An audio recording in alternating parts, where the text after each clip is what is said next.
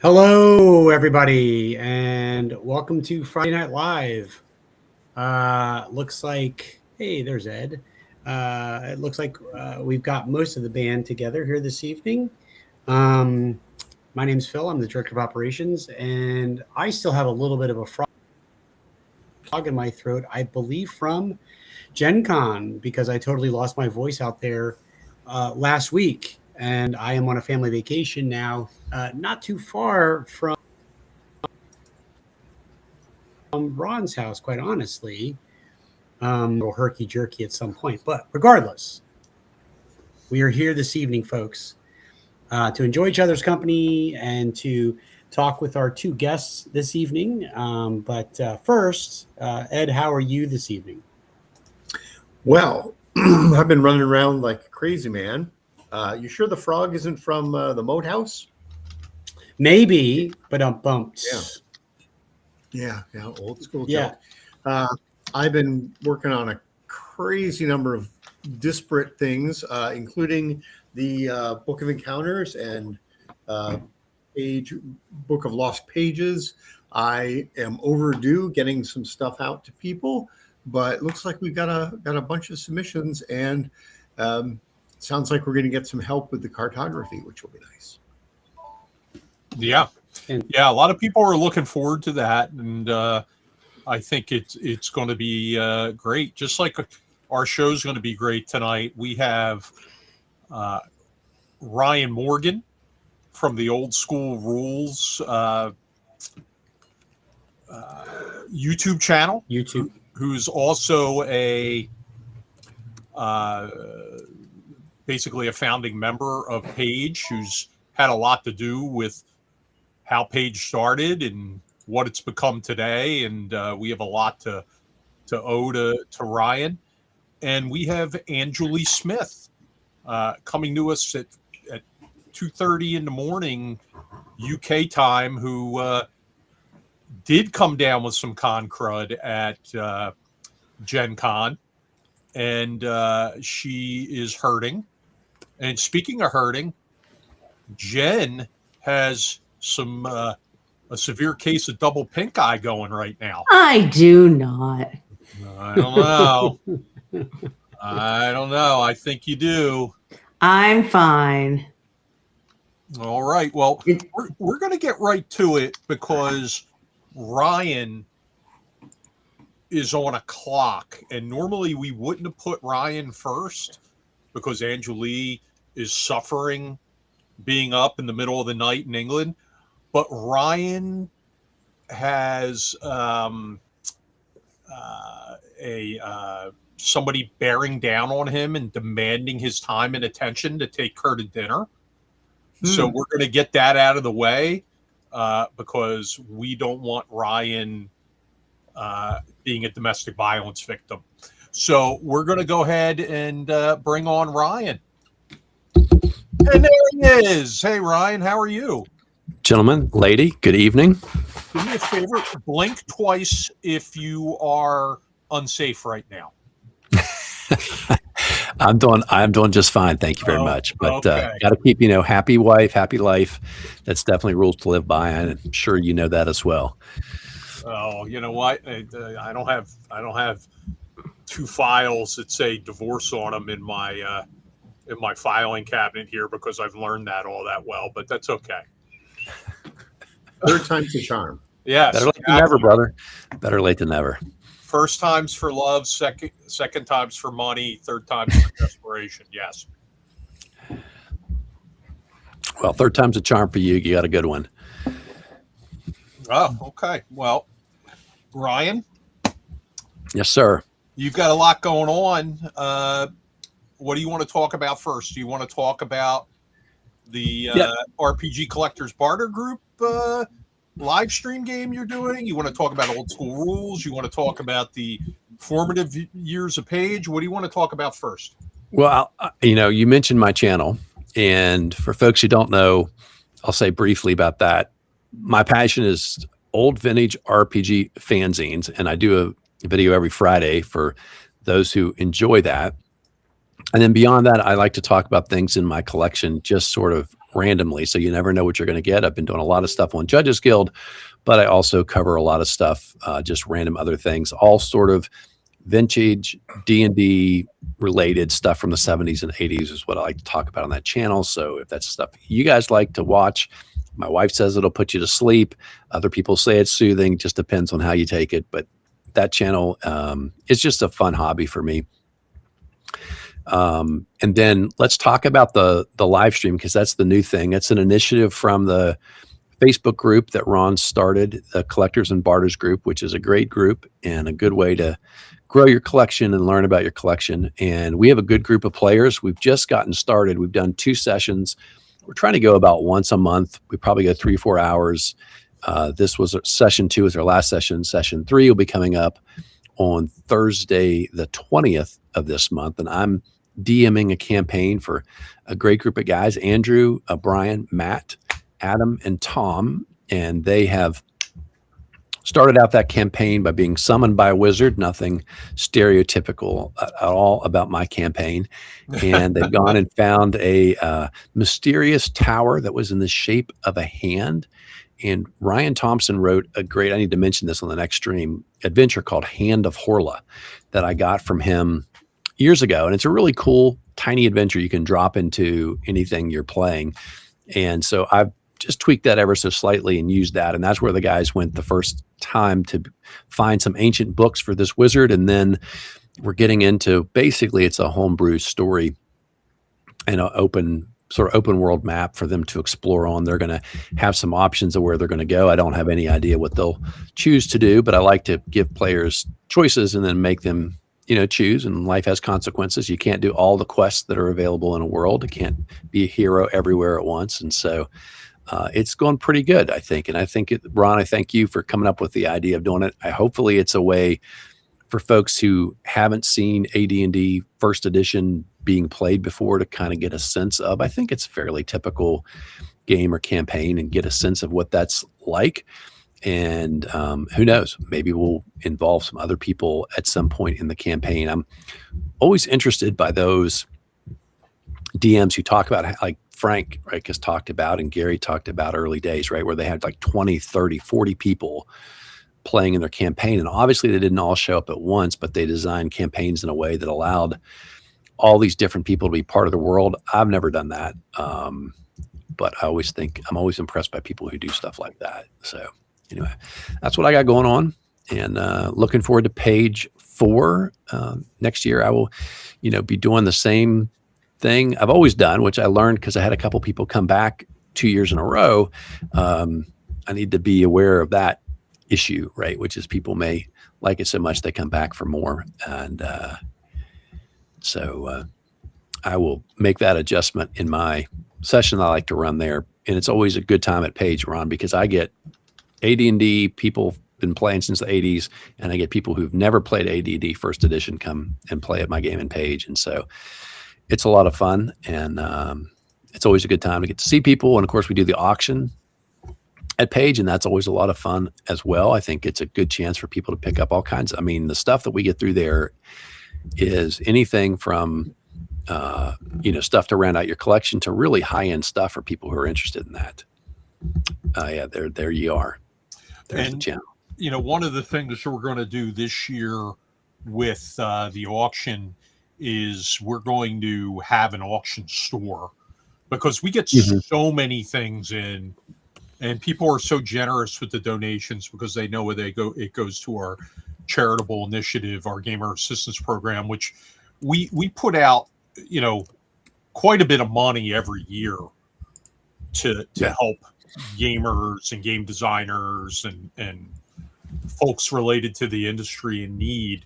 That the money that's raised during that auction is important, but sometimes we're going like deep into the night because we have some, I don't want to call them lesser things, but maybe not as rare things, and we'd like to put those in the store at a firm fixed price and let people just walk up and buy them. No different than buying merchandise. So that's what we're doing this year, and we're prepared to do that, and real happy with that. So Ryan, I know you have a limited time tonight. Is there anything else you wanted to touch base on? Our next guest, I'm going to bring her on before you go off. Sure. Go off to your dinner tonight. However, she's from England, and I know a lot of the fanzines you look for are probably sitting in old dusty boxes in game stores in Great Britain. So maybe you make that contact, and you can find somebody to look for things for you. Yeah, absolutely.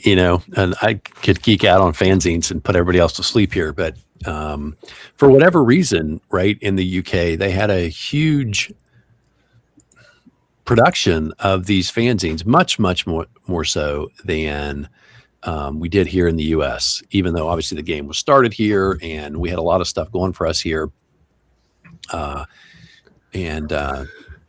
Those UK stuff, like it's what you said, Ron. I found some people and they're like, "Oh, I got stuff in my garage," and I'm like, "Oh, please go out and get in your garage." But I know what it's like they're like, "I don't want to dig through that stuff's buried in there." But if they did, man, that stuff would be gold. I've told someone recently, I had this list of what I wanted, and if you've noticed, plug for the collectors group on Facebook, we put that want list Wednesday on there, where you can tell people what you're looking for. And if you looked at my most recent one where I list my fanzines, I mean, it goes on and on, because when you read these fanzines, they sometimes talk about other fanzines that are out there that maybe they traded with each other, whatever. And my list actually of what I need or I'm missing or looking for, it gets bigger over time instead of smaller, even though I acquire stuff as quickly as I can find it. It's like you say, I would 75%, maybe 80% of those fanzines are coming from the UK. And so it's really lopsided. Now a lot of those fanzines, run 2 to 4 issues and then they're gone, but still incredibly productive group. I had a kind of question that dovetails with one of the questions in chat. Michael in chat said, "I've noticed a renaissance of zines in the modern day. How does Ryan compare the current scene to the ones from the golden days?" And I was going to sort of add on to that. It seems like a number of successful games, particularly things like Kickstarters, like Shadow Dark, Dark Space, whatever, are doing a lot of zines. And it's funny because, we even had professional magazines like Dragon, Dungeon, all these other ones have just died or gone online or some combination thereof. But now it seems like a lot of the small publishers are doing that. Do you see anything like that going on? Is that? Yeah, I think there is a renaissance of that. It started around the same time as the OSR, and it's kind of gone up and down, I think. Sort of like there was a lot and then less, and I think now more again. But I think, the one thing that's definitely different today, it's so easy to do. Just like it's so easy to publish. I mean, relatively, Ron can speak. I think it's relatively easier to get your product published and shared with other players today. Back in the 70s, 80s, people they were making the stuff in their basement. You can just tell, right, for the most part. Now they might have taken it to a printer, had it assembled there. I know Mike Stoner, who did the Beholder, which is one of the premier high-end amateur fanzines. They took their stuff and they talk about the different covers because they were going to a printer and they would just use whatever color cardstock he had to print off their covers, and then they would, get them stapled and they'd mail them out. But a lot of these things, it just looks like, 16, some of them were 16, 17-year-old kids in their basement. And so one of the things I'd noticed is I think that it's a lot easier to put together a fancier zine today because you've got the technology and the publishing software and all that kind of stuff that you just didn't have back then. So I think the thing that's the same, which is great, is that these are just drawing from the hobby, everyday hobbyists' ideas, whether that's new magic items or just, philosophy of being a DM, whatever it might be. In some of the conversations you see, it's kind of fascinating. If you go back and get out alarms and excursions from the 70s, they're having the same conversations about types of play, types of players, what it means to be a good GM, the philosophy of your game. game balance, all these kind of like it's old is new again kind of thing. But most people playing from the 90s to today never read an issue of Alarms and Excursions, and so they haven't read those conversations, right? And so I like that continuity that you see between the old and the new as well. My eyes are still bleeding from reading Lee Gold stuff. So yeah, from back in the old days. But it's interesting, and we're going to bring Anjuli on in a moment. But it was interesting where you talked about how the whatever cardstock the printer had, that's what they used for the covers. Way back when I first started running conventions in the early 1990s, 1991 to be exact, in 92, it was literally whatever was like laying around my office, right? I was out of school, finally got my first job, and whatever stuff was sitting dusty on the bottom shelf, it became the covers of those pre-registration books that would get mailed out to people. And it didn't matter what color they were. I didn't care as long as they weren't the same paper as the rest of it. Do you know why people are buying fanzines? That sounds like a dumb question in a way, but with all the stuff you can get on the internet, you can do a search, whatever, for things. I like getting fanzines. I have a whole bunch. I have a whole shelf devoted to them upstairs, which of course is sure much less than you and Ron and everything. But especially with some of the newer stuff that's been coming out, I enjoy having them, and I know sort of why I buy them. But I'm old. Why do you think other people buy them instead of just grabbing stuff off of the internet? Well, for the old stuff, it is largely not available on the internet, or I have not found it, because trust me, I've tried to find stuff. Sure, I'm meaning more like the new stuff. That's out. The fact that people can publish fanzines now and actually sell them. Yeah, and I think it's the OSR. They're old dudes and gals like us who remember books and like the smell of books and the feel of books and all that kind of stuff, right? And so I think everything about that nostalgia is there in my view, which is why people, just like I told you that adventure from Ryan Thompson, like I could have just gotten a PDF, but I didn't. I said, I know, send me the little, the adventure module in the mail, and I want to open it up and flip back and forth. And I've got my iPad and I do all the kinds of stuff with technology, but just personally, I'll never not want to have a book, with a hardcover and pages that I can turn in. 100% agreed. 100% agreed. Now, I'm going to bring on Anjuli Smith from from myminifactory.com. She's also a special guest at Page this year. She's in England, so it's pushing almost 3:00 in the morning there. We're gonna bring her on. Oh my God, she's nodded off. She's got her head down on her desk. What's going on? Oh my God, is she okay? Oh, there she is. Wake her up and tell her so she can tell us about all the fanzines she's going to find for us in the UK. That's what put her to sleep, I think, when we drifted over into that topic. No, not at all. I was just thinking, like, there must be a lot of them, like where I am in Nottingham, because Nottingham is sort of like that gaming hub, and it used to be an old printer town. Obviously, Games Workshop is here in Livingston, and Steve Jackson used to bought D&D over to the UK. It's like there's probably like a lot here somewhere hidden in a lot of garages, parents' attics. That's the kind of places where I tend to hear people tell me they have collections, but they're not really. I'm always trying to encourage them, like, why don't you go, find that collection and make me a happy guy? But for the most part, it's just never worth their effort. They're not as enthusiastic about that stuff as I am, but that's okay. Someday I got to get on a airplane and fly over to and just like hit the yard sales or walk around town with a sign or something like that and see if I can't shake some of those loose. Yeah, we don't really do yard sales here, so don't do that. Oh, really? Interesting. No, it's not really a thing. I think it's always raining and cold. Waste of time. No, wait. Now, wait a minute. I'm besieged on YouTube with stories about the heat wave that Okay, is yeah, it's hit really hot Great at the moment, Britain, and nobody has air conditioning, Yeah. and it's changing everything, and et cetera, et cetera, et cetera. Is that Yes, it is hot now at the moment. Yes, but it did rain I don't from know if that's gonna- November until May. well, Yeah, I I- don't know if that'll Those lead them to take up right. yard sales. I'm That's really- that may be a cultural phenomenon. I hadn't even thought about that, but Car that's- boot sales.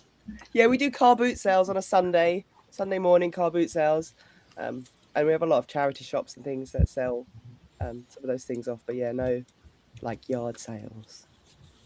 Not something I've yet experienced on all of my American Yeah. trips. It's Yeah. I lived in Britain for 2 years. A car boot sale is a yard sale. It's the same thing. Yeah, but do you have 2 miles of car boot sales or 5 miles of car boot sales? Because in my home state of West Virginia, you'll see those signs pop up late summer, early fall. And that is perhaps a very unique American phenomenon as you drive from one rural house to the next, stopping to see what junk they're trying to hand off to the new owners. Yes, yeah, ours are mainly like someone hires a field and everyone brings their car with as much stuff as they can fit in it, and then you just put all your stuff out at a car and you just spend the whole day until they close walking up and down trying to get bargains. Ooh. And they All happen right. like once a month in various places across the UK. Now, Don't you also have some version of flea market? I don't remember. I lived over there for a little while too, but I can't remember.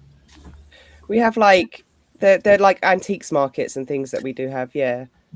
In various areas. Normally like the posher areas have a little antiques marketplaces. Okay. Things, places like you- down Ron, south. your fans want to talk to her about all her mini painting. Yeah, well, I was just going to bring that up. She is a fantastic miniature painter, and now I'm going to put her on the spot. I know.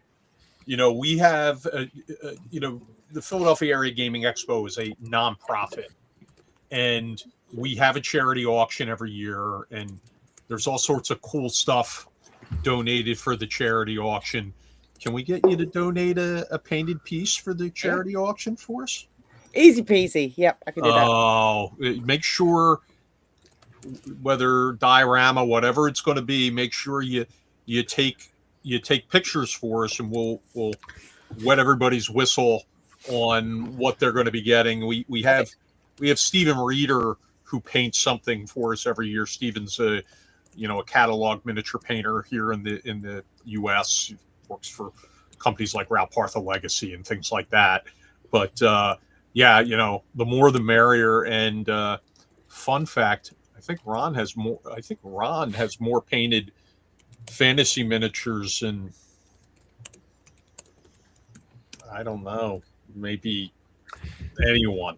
Yeah. So, do you like? I have a question. Says one of my many things I went through collecting. Do you like old lead, or do you like something more modern to paint? I do quite like the pewter ones. I think that the finish when you painting is a little bit nicer. I don't know why, but the paint just seems to settle on them a lot nicer. So it's got a better matte. But as I work for a 3D printing company, I should probably also say, yeah, resin. But, yeah, no, I prefer like a pewter, and I like them when they're like handmade, like the hand sculpted. They just have a lot more character. I think they're always a little bit chunkier and. But I like the weight. I like the weight of those lead Here's my miniatures. dumb question. What do you use to glue them together? I just recently I painted lead and pewter miniatures a long time ago, and then I've been painting plastic. But recently I picked up some like pewter lead mix ones, and boy, I was having a hard time gluing them together. you have to pin them, so you have to get a little drill and like a little bit of paper clip. That's what I ended up doing. Okay, Yeah. so yeah, there's nothing that you can just stick them together. That is one of the advantages to resin, I would say. I totally disagree that you need to pin everything. I have found that if I don't, then I'll come back to it like a month later, and it will have just an arm on the floor. listen. Zap. We don't all have welder's tools, Ron. No. Zip Kicker is the greatest stuff ever. I use that a lot. Yeah. Okay. And if you've ever gotten it on your hand when you've had super glue on your hand at the same time, and then you end up with like a hole in your hand, you know why it works so well.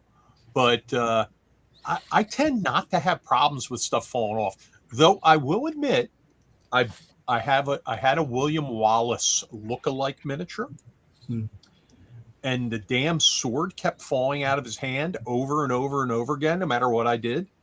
So eventually, I made him true to life, and I quartered the miniature, and just put the pieces on the base and said, "Oh, here's a William Wallace miniature now."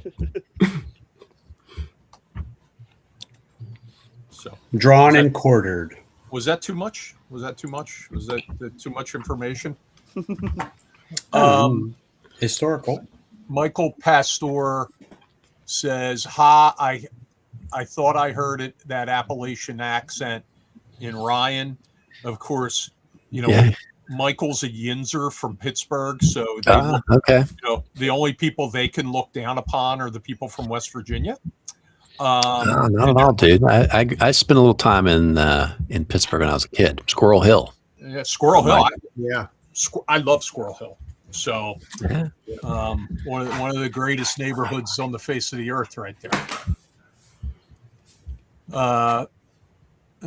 There's my wife, supportive as always. Or I could just wear gloves when you work with them. No, I'm not going to do that. But okay, Ryan, what do you want to leave us with? Because I can hear. I just heard your vehicle start outside. Yeah. The clock's ticking. And I hear the car horn going off. Yeah. No, I'll hop off of here and let you talk to a much more interesting guest. But I will say to folks, if you're not doing it, I encourage you to find some YouTube channels. There's so many out there, people talking about all kinds of different things have to do with their hobby. And so support those folks and find something that you find interesting that you can watch or listen to while you're driving, walking, exercising, stuff like that. And come to conventions, because this is my last plug. So I never been to, when I was a little kid, I used to dream about going to Gen Con. But that was not happening for me as a kid. And so I'd never been to a convention until Ron told me he was going to try and start this convention called Page. And obviously it helped him very little. He's given me way too much credit for that. But I helped him very little. That's not true. That's not true. You're being too modest. I was glad to come. It was very exciting. We got some snow. I got to play with Frank Mincer, and I've gotten to play with some other great people. Hung out with Jeff D for a little while, one of my little artist heroes when I was a kid. If you haven't done it, go to conventions. And if you're already doing it, obviously you'll probably keep going because it's lots of fun. But I'd encourage people to go to conventions, get to meet great people like our guest this evening, and enjoy people in the hobby. It's been really invigorating for me to have a chance to do that. And I'm glad I'm doing it. I'm going to keep doing it as long as I'm able, which hopefully be a long, long time. So that's what I'll leave you with. And just one note, Ed, you suggested that I might have a lot of fanzines. I usually source fanzines for Ryan. I don't generally keep them because I have a lot of printed stuff as it is, and but I move some stuff to Ryan from time to time when I come across it. But Ryan, thanks for being with us tonight. Yes, sir. We're gonna let you go and keep you out of the courtroom, and we will see you soon. Yes, sir. See you all around. Thanks for joining us this evening. Bye now. All right. So now we have Anjuli all to ourselves.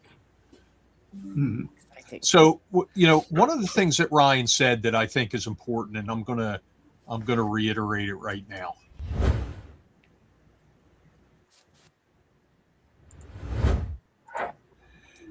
We are we are less than a few subscribers away from a milestone here at on our little fledgling YouTube channel. And I really ask that everybody who's watching on all the different platforms we have, we're streaming to Facebook, we're streaming to Twitch, we're streaming to multiple YouTube channels. If you could click this link and subscribe and help push us over the top, we'd really appreciate it. And another thing that Ryan said that Phil and I have been kicking around, and I've really been thinking about it a lot lately, but sometime in September or very early October, Phil and I are going to be adding a program to this channel, and the program's going to be called What We Are Backing. And it's basically going to be talking about upcoming Kickstarters, especially from our friends, because we were friends with so many people in the industry, and folks involved with Page and otherwise. And what we're looking forward that's out there on the different crowdfunding platforms. And it's something I'm pretty excited about. And I've been, really thinking about it recently. And Phil and I have talked about it a few times over the past year. And I'm determined to get that started. And what do you think, Phil? Late September, we'll put it on the schedule? I'm game. Sure. Why not? I love talking about crowdfunders. It's one of my favorite topics to talk about. Do you have a specific day and time yet? We're going to look and see when your live streams are and do it right then on the Blind Bard channel.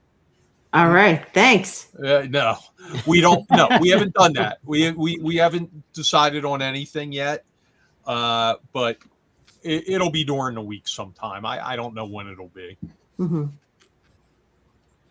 All right. So Neil says he likes backing Kickstarters. I like the question for Anjuli. What things are trending across the pond that we should be interested in that we might not know about? Oh, that's a great question. I think a lot of the stuff, because everything is like, oh, that's my face, really big. Because everything is so like worldwide now. Like obviously, Dungeon Crawler Carl is just massive everywhere, US, UK. Everyone's gone a bit nutso for it, which is great. As an RPG, I'm very lucky that where I live in Nottingham, we've got a lot of indie creators, and there's a lot of support for indie creators here in the UK because we're so much smaller, and we don't have as many shows going on. A lot of our indie creators get a lot of space, which is really lovely to see. I like Soul Muppets is a really lovely Nottingham-based indie RPG company that I really adore. So if you haven't checked out Soul Muppets, go check them out. Rook, Rowan and Deckard as well are also a great indie, again, well, London based, but they're also really good fun as well. I don't know what is that one.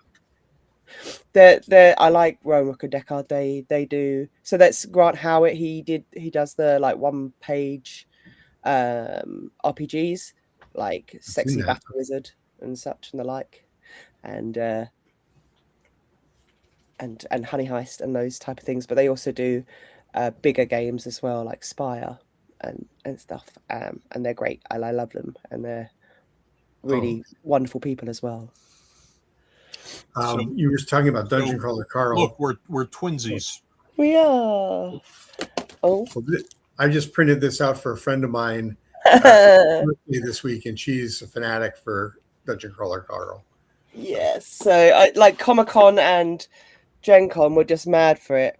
I learned that 1 in 6 people that were at Gen Con last weekend, were there because they backed the Dungeon Crawler Carl RPG. And that's their sole reason for going to Gen Con, because they did so many activations at Gen Con. And of those 1 in 6, 50% of them had never been to a gaming show of any type in their whole lives. Wow. like that, like quarter car is gone crazy, and like the amount of people that were there dressed up, the amount of people who were just there, never experienced anything like it before. It was insane. I went to the live show to see the mechanics for the game. It- It was very, very good. It's funny because I was with TSR, during the bankruptcy years, and worked on third edition, which saw sort of a resurgence, but we never hit like the crazy numbers they've got now. And one of the big reasons was now, tabletop games in general and RPGs in particular are becoming much more mainstream, or at least the culture around them. Yep. Dungeon Crawler Carl, the D&D movie, lots of fantasy stuff on TV and movies. And all the actual plays as well that are going on, like Yeah.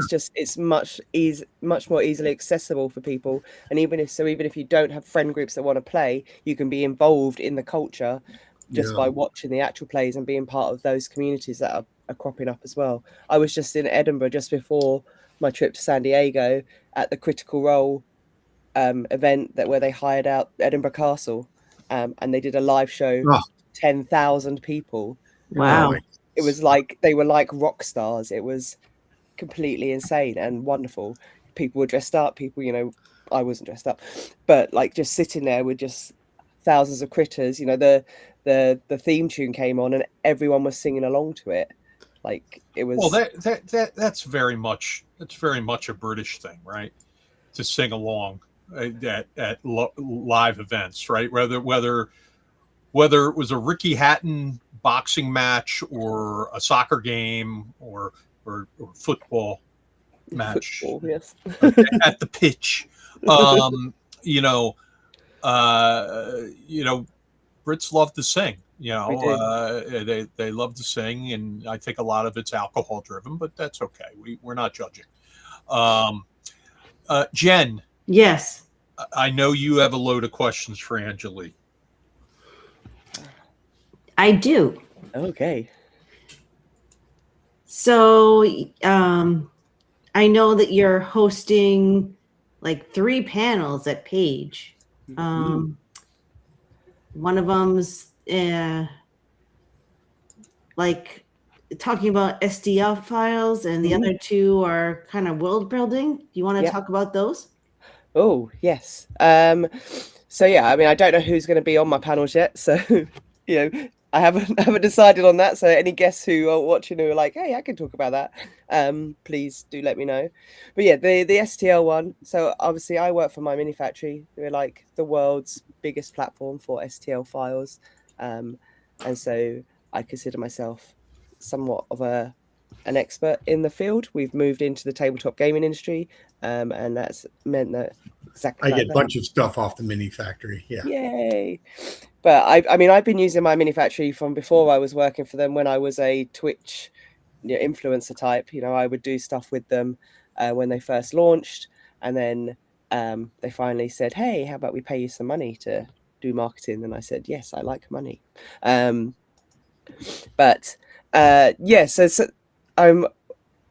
what I want to dive into with all of the panels is like how things are affecting like the TTRPG side of things. So with the STL files, I want to dive into how 3D printing at home is affecting the table, and that idea of a theatre of the mind. I've always been because I do a lot of my stuff online now with Start Playing. Mine is a very theatre of the mind, but it never used to be. When I was at the table, we would have miniatures and things, and that's how I got into painting miniatures, was that my party, as well as me running and writing the campaigns, I would also have to find the miniatures and paint the miniatures for them, and they just turned up and enjoyed it all. But so that panel is going to be talking about like mass production versus like smaller production. Obviously, you can buy your miniatures from Reaper and WizKids and things like that, and now you can just pick and choose the things that you want for your table.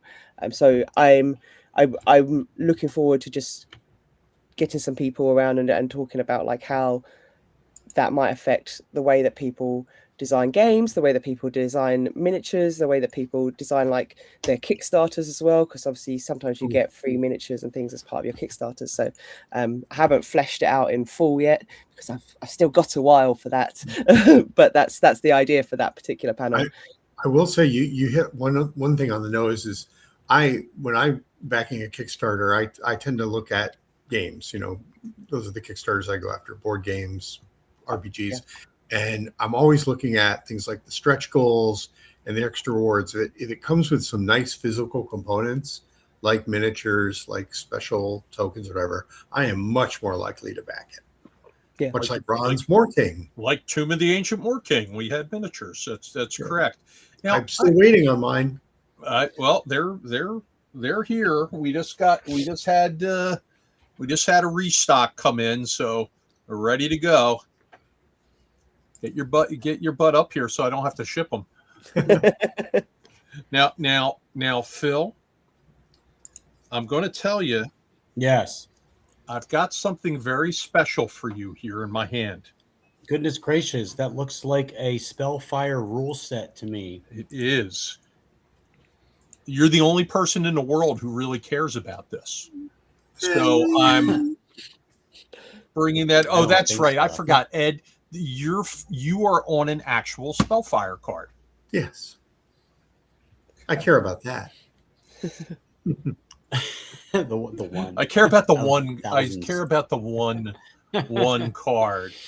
Anjuli, I have a question, and there's been a recent surge on. So, oh wait, look, Jen's drinking alcohol, getting us demonetized. It's Lefroy. Calm down. You need to use that to clear up that pink eye you have. I don't have pink eye. Okay. What was your question? Okay, my question is,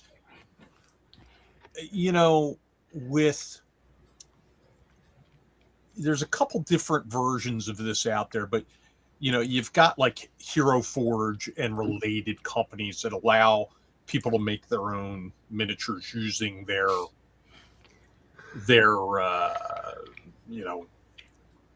creator, I'll call it. Yeah.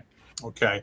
And it did change a lot. It used to be you would sift through looking for miniature that looked close to your character. Maybe it had the right weapons. Maybe you had to modify it. Maybe you had to do this. Maybe you had to do that. Maybe the clothes weren't right. Whatever it was. And Hero Forge made that easy. It's like, okay, everybody go out. You design your miniature before you buy the STL. Let me look at it, since I'm going to be the jerk who has to paint it. And if you put too many little doodads on that thing, I'm gonna stop you, because they're just gonna break off. Yep. Because they're too small, and we're printing in 28 millimeter. But there's been a recent surge with like JujuBit, where you're basically just taking a picture, and some sort of AI generator is creating the miniature.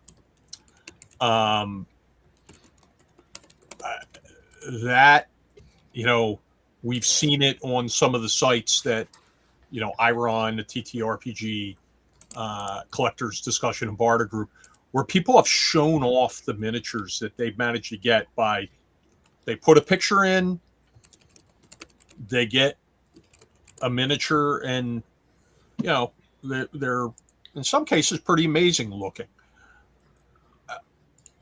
Where do you think the industry is going with the AI creation of miniatures? Now I'm saying this, Page has a very, very strict anti-AI policy. We want to protect the artists that attend, the writers that attend, across the board. But how do you see it impacting the industry you're in now? So my manufacturer also has a very strict anti-AI. We have an initiative called Soulcrafted, and that is our way of helping protect our creators from these sites, allowing us to sort of help So we offer like grants and things. So if people need like retraining on things, if they need new hardware and software to stay away from AI, we offer those things.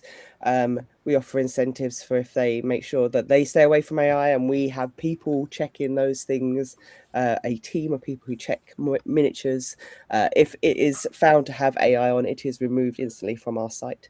But I think it's inevitable that people will use it, because there are people who do not understand that AI will kill artists, but I also think that they probably weren't like, from my mini factory stance, they're not our customers to begin with, because our customers are normally loyal to certain creators and artists that are on our site.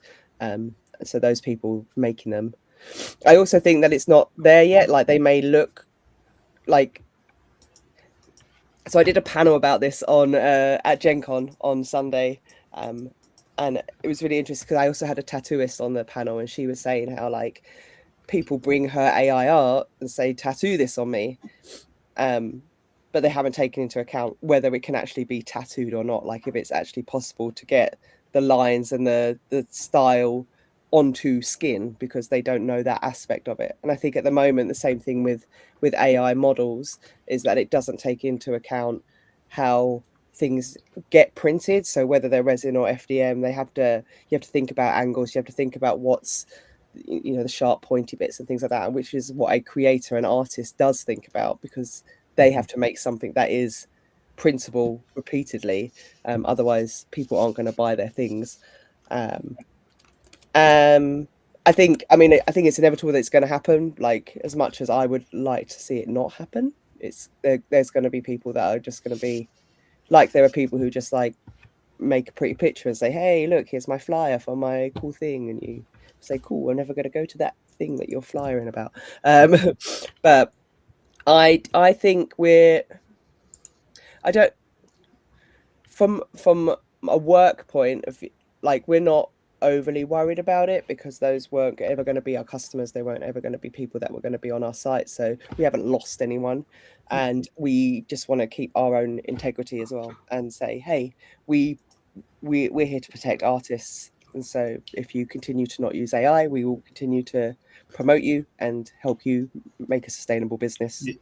It's so frustrating because people immediately jump to, we want to get the results without having to have the practice and the skill and the creativity and everything like that. Because, I think a lot of times the people who would rather pay money for that sort of thing are the ones who sort of resent the idea that there are creatives who control what's going on. They're like, no, I just want the thing.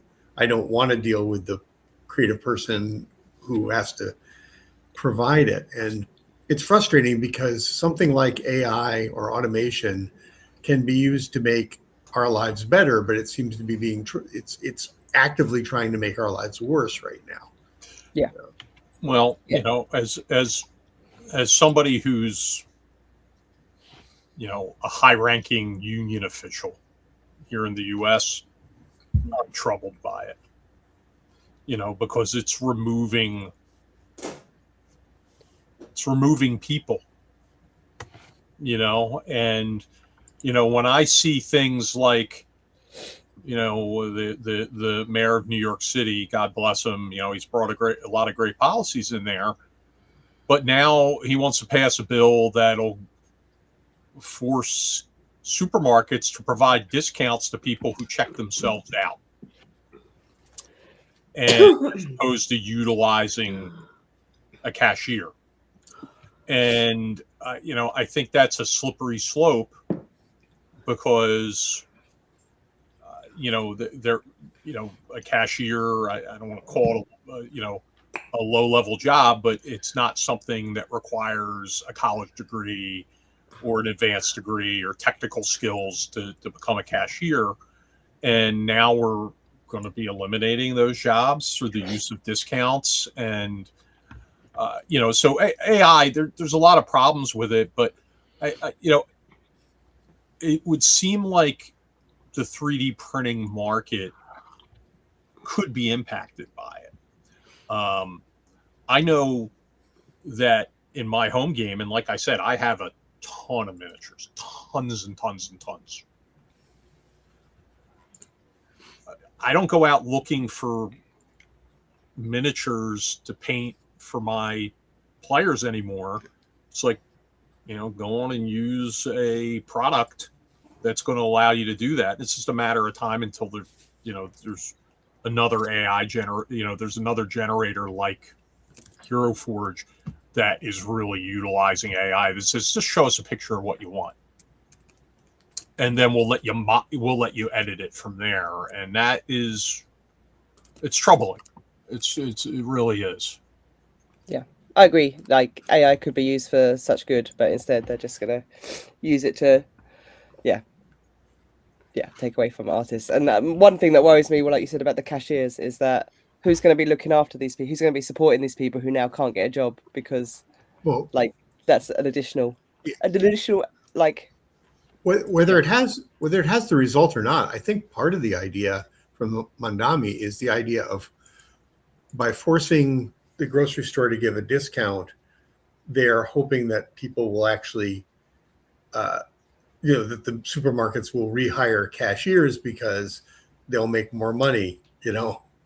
I don't know if that's going to work, but if they're like, well, you don't have to give a discount if you have cashiers. I was just in a grocery store today and it was pretty busy, and it was frustrating because there was only one cashier open. There's like 10 cashier checkouts and there's never more than one live cashier. And most of the stores around me also don't want you to check out at self-checkout if you've got more than like 10 or 15 items or whatever. It's kind of like the express lane. And it's frustrating because unless you go to Trader Joe's or Costco, there aren't any living cashiers. Whereas those places, they're all over the place. It's like, how do they do it? It's like, well, they have a different emphasis.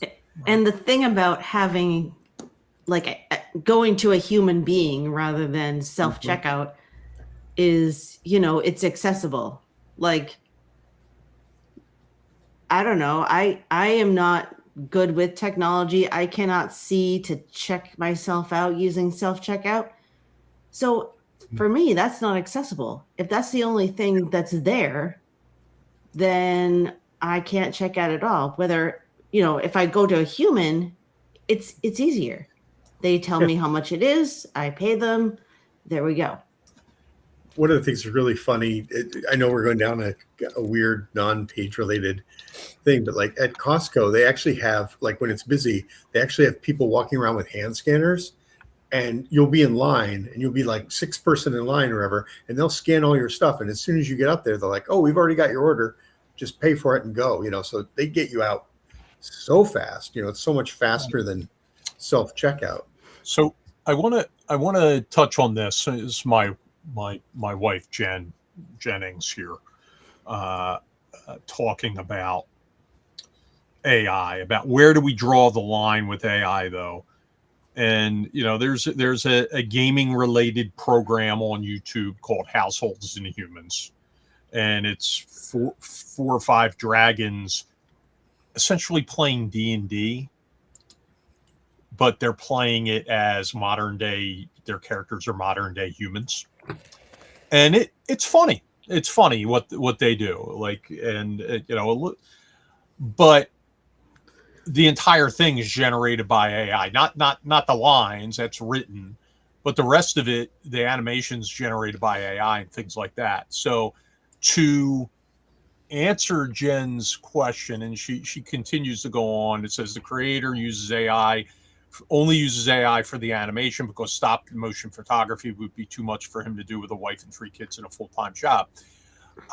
Jen, I'll answer that. For Paige, as he wouldn't be on the guest list. He wouldn't be doing a presentation at Page. That's where the line's drawn for me. You're using AI to generate cartoons, and we have artists and animators that come to Page. We have an animator. It's a subcontractor, but who's on a monthly contract with us to do these little videos. And when we want when we want to show how excited Neil is, we have to send it to the animator first.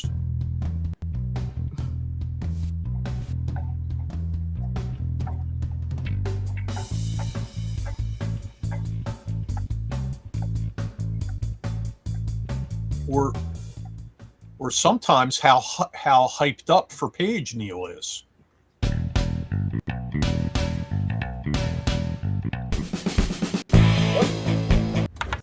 See, I got too out of control with my enthusiasm for those videos.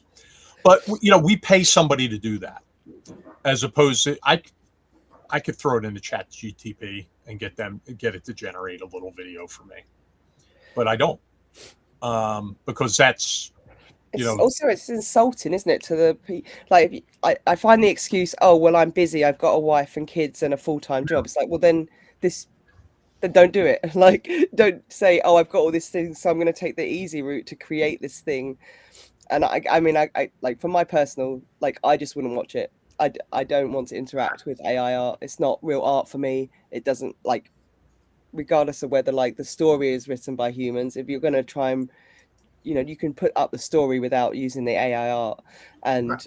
that's the issue for me. And if you're saying your excuse is that you're busy, so what? Everyone is busy. All of these artists are busy. Like, I don't know a lot of artists whose full-time job is just being able to produce art. That's a very lucky artist who gets to do that. Because artist Chet Mitten, yeah, who's our art director. That's his job. He is a full-time artist. That's what he does. Yep.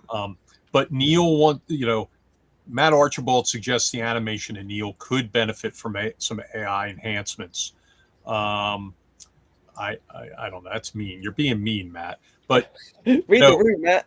yeah, Neil is, but Neil does get hyped up.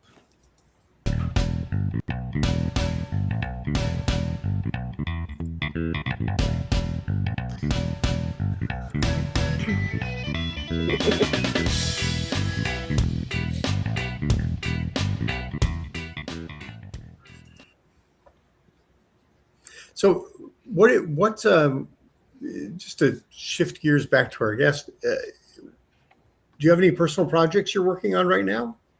So yeah, outside of like work things, so I'm currently, I've just got really into Daggerheart. I sort of found it a couple of months ago, fell in love with the mechanics of it. I've just started writing for the first time in years, so I haven't felt the need to, or the urge to write, and so I'm currently writing a campaign from scratch in the Daggerheart, one of the campaign frameworks, which I am writing myself. I am learning to typeset, which is something, I've never even thought of doing, but I'm learning that skill as well. I'm learning how to use Affinity. I'm also doing all of the illustrations for it myself. Oh, wow. I don't consider myself an artist, but I can't afford to pay an artist. And as I've already said, I will not use AI. So I am drawing these things myself and setting it all out. And it's a really nice little challenge for me to like teach myself these things, because I don't get to use these things during work hours.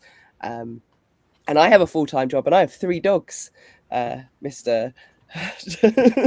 Households and Humans. So I Yeah, but they're Pembroke Welsh corgis. They're one is a corgi. 2 are 2 whippets who have 1 brain cell between them. And, it's interesting. I have a Welsh thing in my house as well. My wife. I hope she is just as sassy as my Sadie. Are you planning on publishing this, or?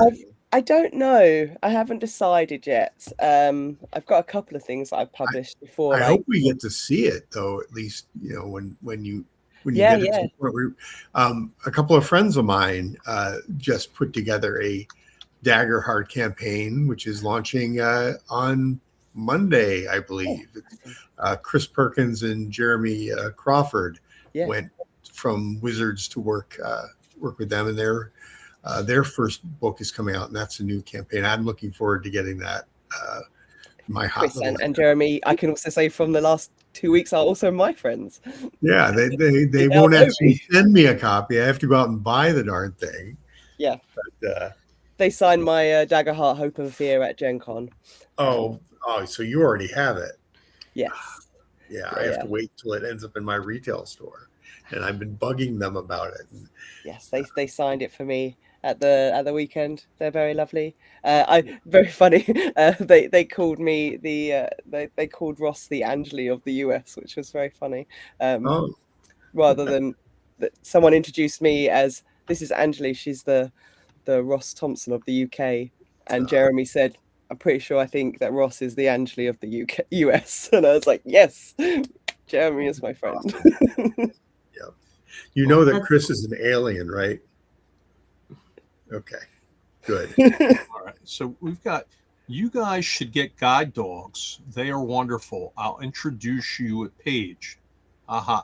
Oh, so that's Michael Doherty. Always good to have him on.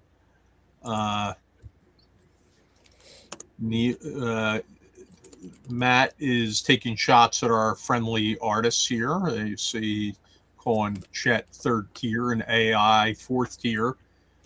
And Neil suggests that fifth tier Matt with poo on his shoe. So, Anjuli, there's a little bit of history with dogs at our convention. I was thinking about wearing my pickle shirt today. I should have. At our second convention, there was a Boston Terrier puppy. Oh. And its owner, Matt Archibald, didn't realize it had pooped on the floor. Oh, no. And proceeded to walk through it on a carpeted area. So we banned Pickles from Page. Ron and I were sitting right there, and we're like, dude. Yeah. So we banned Pickles, and there was a groundswell of support from those who wanted to free Pickles. In fact, random signs began popping up all over the convention center at Page 3, wanting to let Pickles into the convention. So, yes. So Matt suggests there's a Pickles kissing booth at Page 4 and get poo on your shoe, too. So, oh, there you go. Jen, any other questions for Anjuli? I know you had a few. Yeah. So you do start playing, and Yes. I'm huge into theater of the mind, obviously, because of my visual impairment. How do you make that experience immersive for online play? I think it's a lot of sort of knowing the story before you go in, and lots of explanations of what you're seeing. Mainly what I play on Start Play is I do like learn to plays for Daggerheart and things like that. And Daggerheart is really designed at not just me, the GM, telling you what the world is, but getting you involved in the building of that world and then fleshing out from there. So there's a lot of, what do you see, what do you smell, what do you hear in certain scenarios, and then building from that to allow the players to help to facilitate the creation of the scene and of the world that you're building.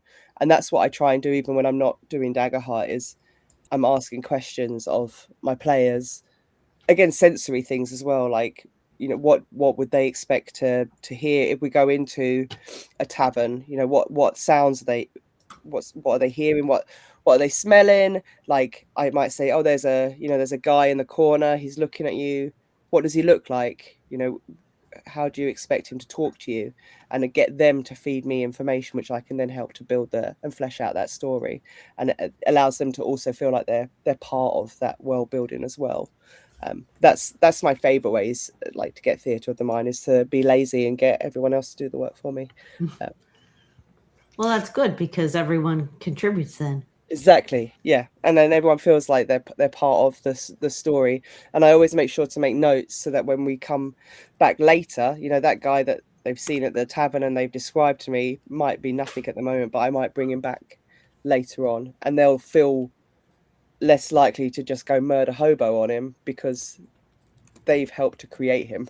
Yep. So I also heard that you might run some Daggerheart stuff at Page. Yes, yeah, I'm gonna do some learn to play Daggerheart sessions for anyone that's interested in learning. We're gonna go through the quick start adventure, which is a really great guide for if you've never played Daggerheart before, because it builds in all of the mechanics as you move through the story. So we'll learn all of the mechanics and we'll hang out. I've got some I've got some models 3D printed for it, so there will be stuff at the table as well, rather than just little standees. I'm going to try and get down to. They've had amazing like these little wooden standees and wooden like bits for San Diego Comic Con and Gen Con, and I'm going to see if I can get them to send me a set that I can use at shows traveling around. And I'm going to be 3D printing like a nice Daggerheart GM screen and things like that. So it'll be a nice setup at the table. And I'll see if I can get some extra bits like from the Darrington Press team to give out to people at the table as well. That's going to be my next thing. So hopefully I'll be able to give people away like some class packs and things like that. That's awesome. Yeah. Now 3D printing.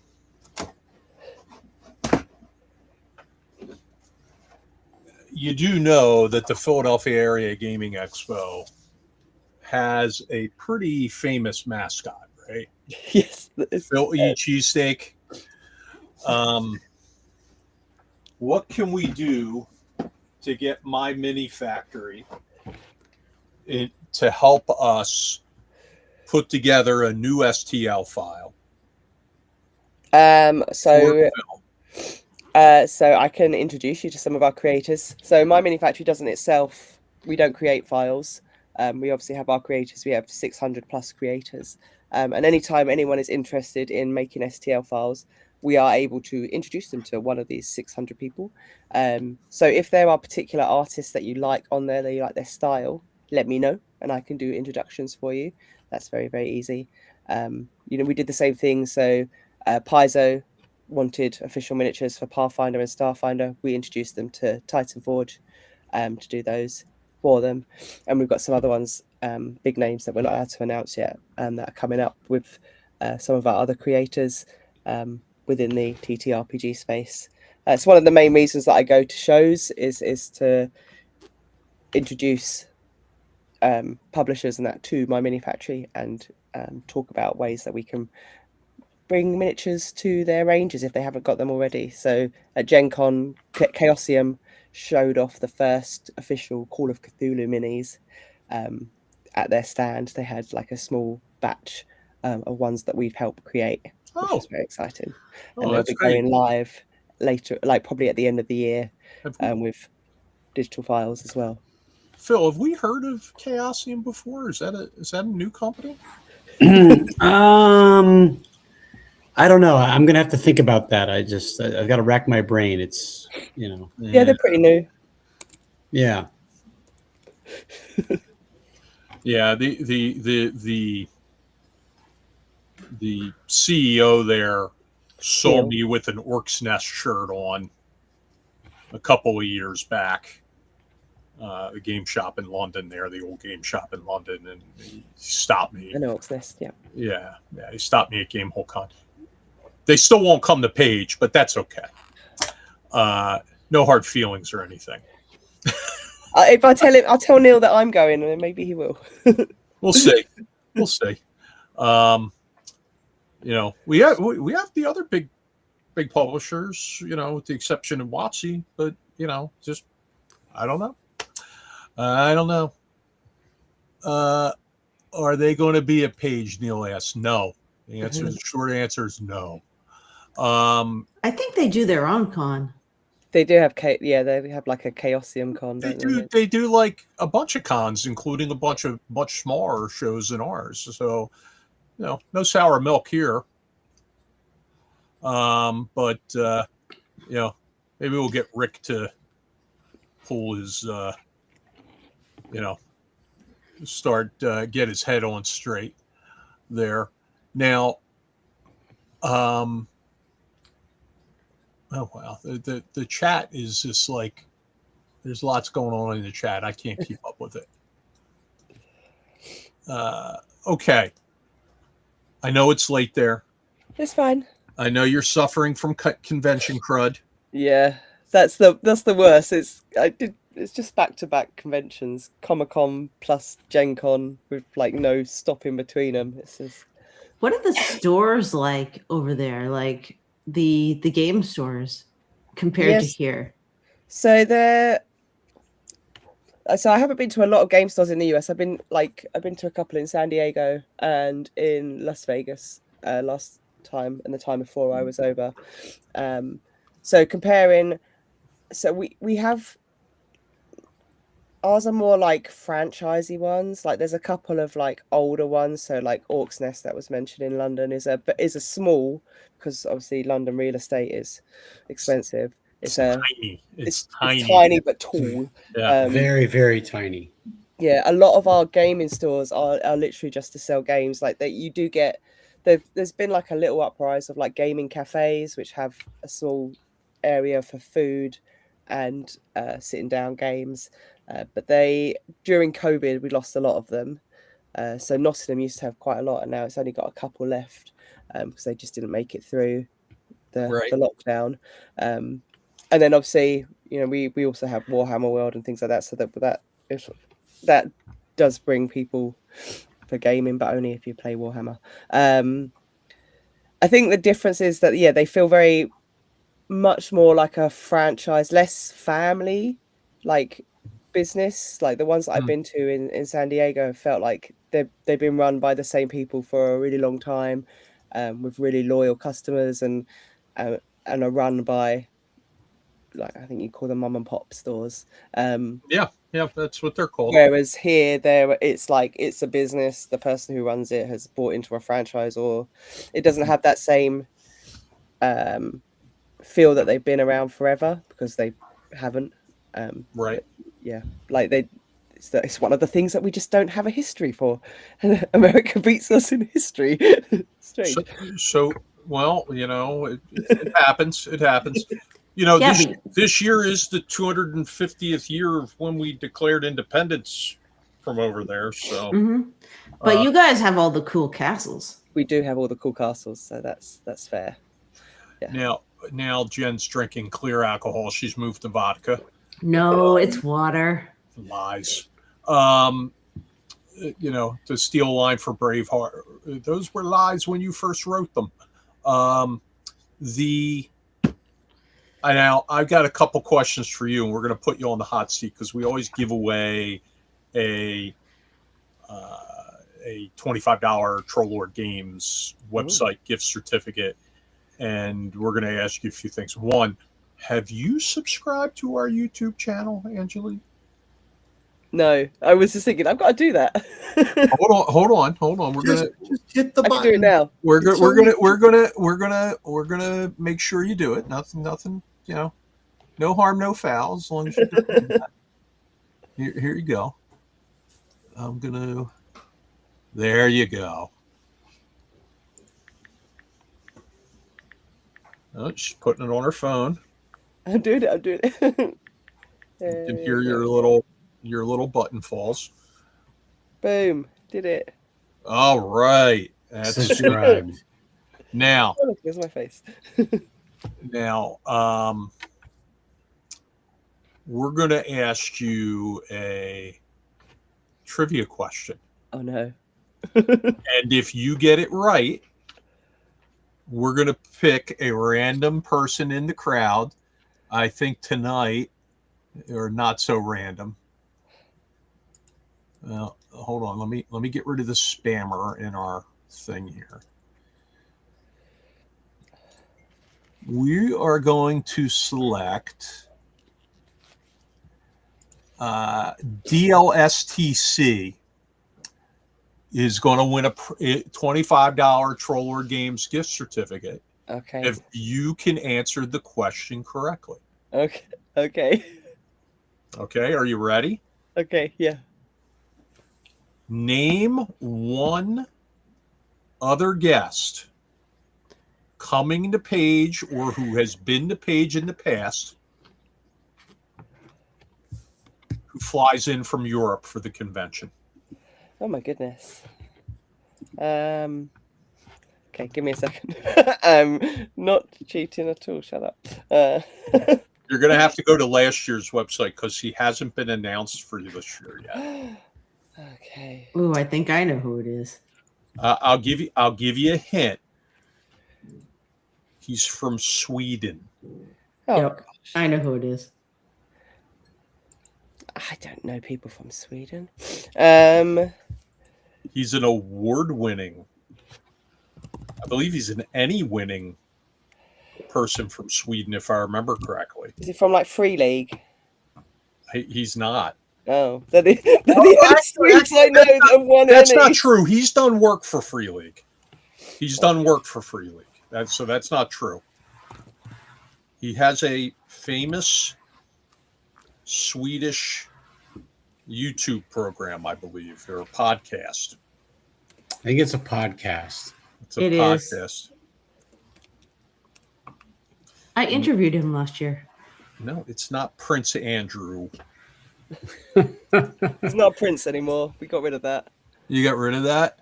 Yeah, we're very good when that happens. We say no, you get that title taken away from you, sir. You're just He got Andrew Epsteined. and nobody talks to you no more. Yeah, Oh, he got no. it. He got Epsteined. Exactly.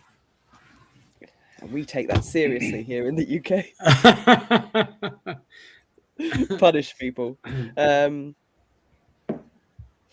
I actually have absolutely. The answer. Matt Archibald suggests it's a Swedish chef from the Muppet Show. I wish. His name is just the Swedish Chef. No, it's not him. Oh, please let me say it. Well, I think Anjuli. Andre Lundstrom. Andreas Yes. Lundstrom. I do know who that is. So Andreas Lundstrom, that is correct, and he will be back with us this year at Page, and he's also going to be taking part as one of the interviewers in the interview booth. I've actually been on Sweden Rolls. Have you? I've spoken to him.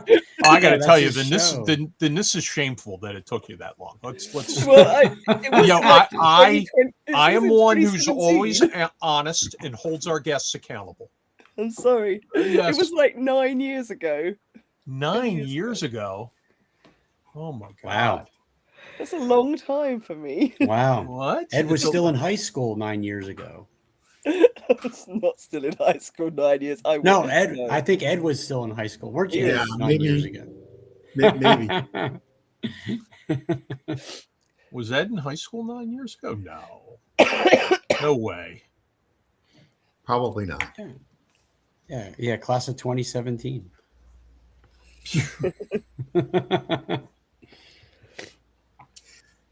So I have to ask this. What's your favorite breakfast? What's my favorite breakfast? Yeah. Oh, how interesting. So I am coffee is mainly my breakfast. I wake up, I have 2 cups of coffee, and that's me starting my day. And then around 11 o'clock, I like to have a fried egg sandwich. That's my. Okay. But the last couple of weeks, I've been having the breakfast burritos in San Diego because that's Yeah. Well, breakfast burritos are good. yes. I- But yeah, at I- home it's coffee. So when I was living in England, I used to love getting English breakfast now and then, but usually I was studying theater, so I'd have to get up pretty early to go in to Leicester Square to get like half price tickets and such. So I'd often skip breakfast, but then on the way back, stop at like a chip shop for Yep. something. But Do you have a chip sandwich? I actually loved those sorts of things and everything. But an English breakfast is something that I enjoy. It's Chip. a lot. chip Like buddy. I will have an English breakfast if I'm away on a holiday or in a hotel, Yeah. and it's like then I'll enjoy an English breakfast. But it's And too then- much to make. And then you don't myself- need lunch. Have an English Yeah. breakfast and skip lunch. Yeah. Now I have the website up here in the background. Yeah, Yes. I was just looking at that. Kill me with those flash sales. Yeah. Well, summer sale is coming soon, so end of the You know, couple of weeks' time. That's the thing that's on my hey, radar the most at the moment. what's We're the? gonna We're gonna sorry. Go put ahead. we're gonna put Anjuli on the spot here. Is there any discount code that we should be sharing with our viewers tonight? So we don't do like so apart from the summer sales and that, because each of our creators is has their own store, we don't have like a site-wide discount because each creator has to consent to the sale. So come the summer sale, a lot of creators will be in it, but you'll notice that not all of them will be. So for the moment, you can share this one for Artisan Guild, and that will go over the weekend. That will finish on Monday afternoon, UK time. I'll ask another question then. What are some hidden gems on the site that maybe people aren't aware of? So I love the creator called Found Family Adventure Crafts. She makes the best, cutest things ever. She made a purple worm, but it was a Furby, so it's the Furple worm. And it's the So it's best. Found Oh, Family that's cute. Adventure Found Crafts. Family Adventure Crafts. 4 words. Adventure Crafts, I think, is one word. Okay. Because I'm on the site right now looking. Let me. I see like demonic familiar, and that's. I'm concerned about this. So DLSTC says, I emailed Ron earlier today. He was very kind. That I don't know. Nobody's Fake- ever fake accused news. me of that. Nobody's ever accused Fake- me of that before. But okay. Yeah. Fake news. Found Family Adventure Crafts. My wife is a big fan of Scotch eggs. Oh, love Scotch eggs. Yes, I'll have to make some for you guys. they are so good. Oh, don't say that. Jen will have you come into the house. That's funny. I do Found Family Adventure Crafts, and I end up with Crippled God Foundry for some reason. Oh, that's not correct. No. Well, I'll have to poke at it on my own They time. make really, really cute stuff. I really, really love. The Furple worm is the first thing you see there. But they have like a puppet beholder, and there is a little mind flayer taking his little intellect devourer for a walk. And they just make really cute things. I'm hoping to maybe set them up with 9th level to make some kobolds, because kobolds are their thing. Make some little kobolds for 9th level, which is one of my own personal projects. It's got That's great. yeah. I think I found it. I found the Furple worm. Yes. Okay. I love Furbies. Like I just love them so much. I've got so many of them, and I've got artwork for them, and I printed this Furple worm about this big on my FDM printer, and I love it. I am going to mark them as a favorite. I'm going to come back and browse them. Yeah. I'll tell you, you're going to love one of our vendors that we have at Page every year. It's a woman by the name of Ronnie DeFalco, and she runs a company called Ron D Productions, and she's a mascot and puppet builder. That's what she made does. Gritty, right? She did. She was the designer of Gritty, the Philadelphia Flyers mascot, but she also did the big Phil puppet we have. Mm-hmm. So Is she the one whose puppets got a little bit Rude? yes. Yes, there was a situation. Well, Anjuli, let's get your take on this. Okay. We're going to find out all about Anjuli today. So we have a pretty strict code of conduct to make sure everybody feels welcomed and nobody feels insulted. and we received a complaint that somebody who went by the puppet stand, and of course there's a couple of puppeteers behind there with puppets, that the puppet made fun of the person's hairstyle. So I went over and I said, hey,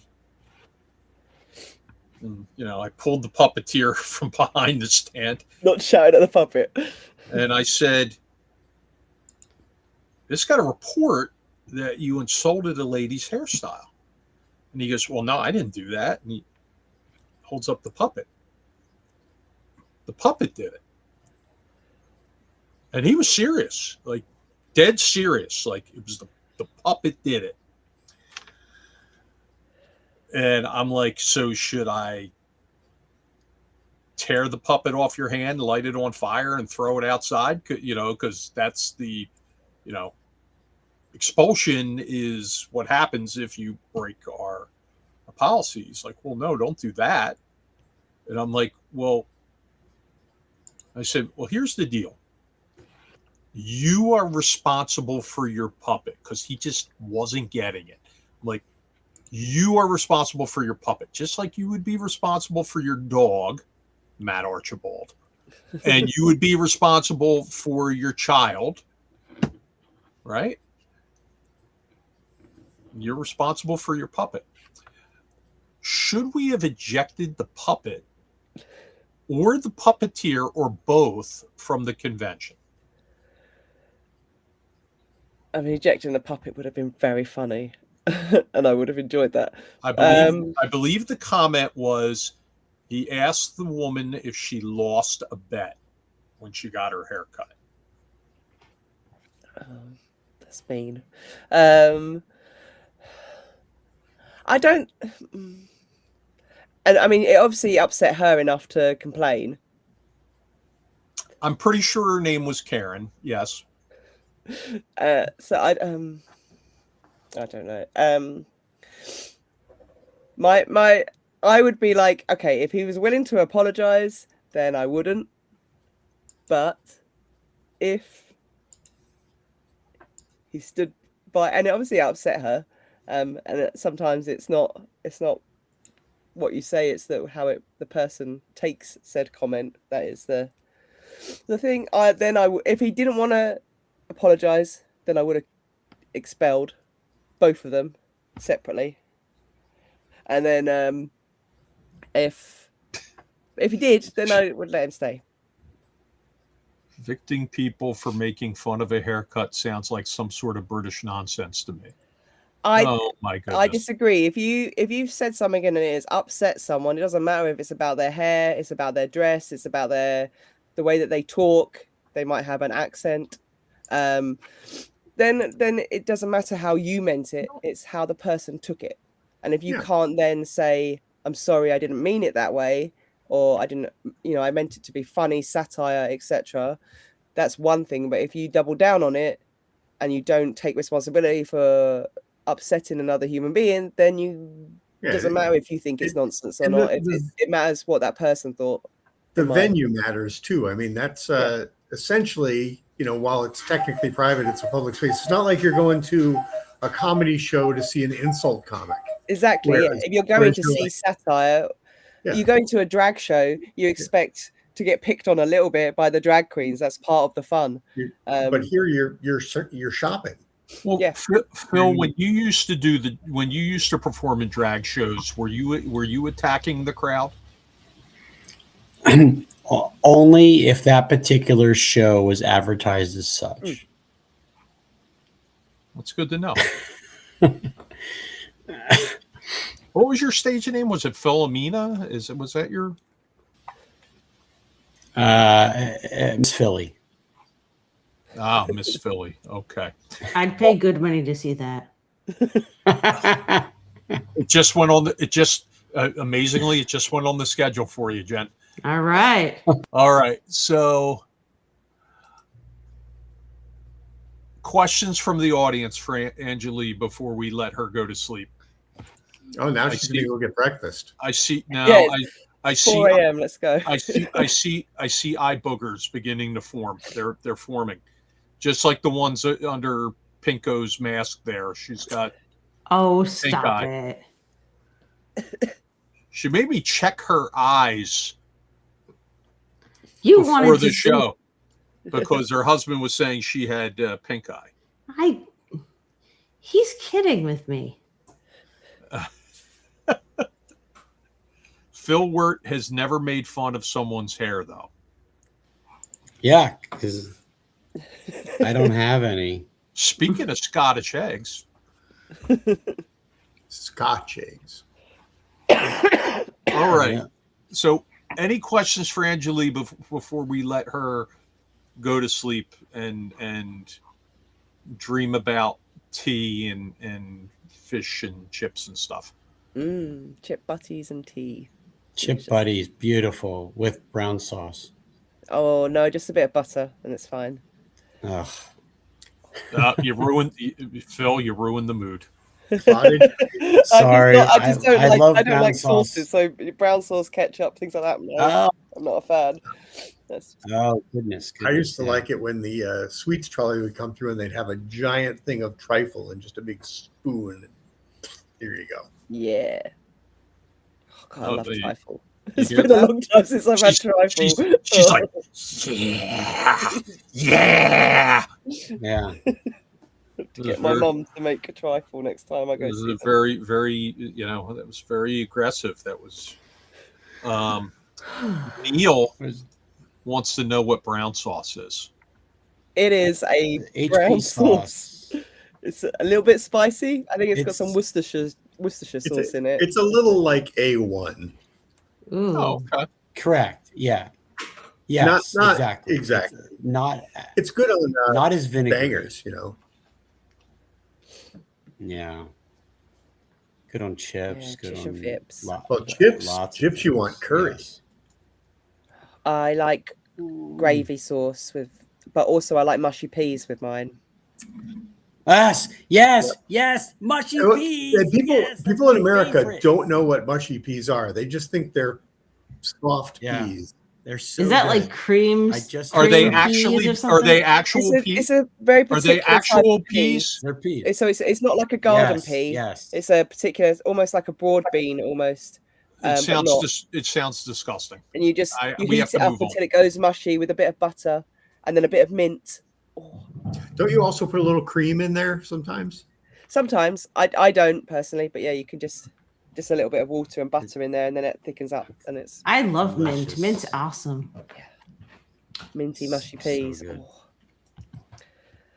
And bird's custard is also Mother-in-law style brown sauce packets from our Dublin motel. we meant stole. Yeah. Now, Anjuli, I have one question for you.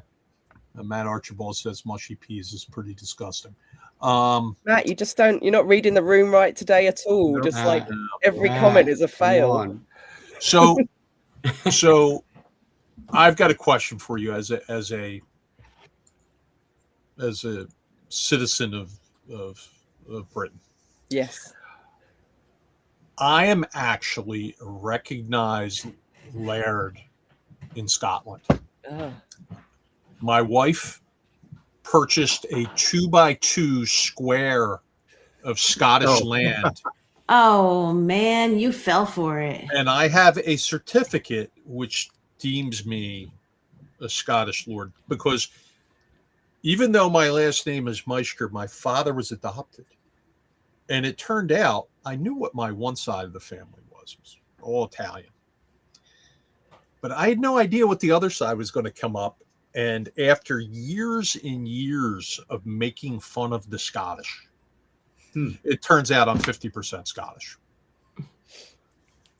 So now I'm a Scottish lord. And- So and- do you have to curtsy when you see me, or Well, like? see, I own a bit of the moon, so I'm actually a Martian. And Oh. no, No, you own a bit of the moon.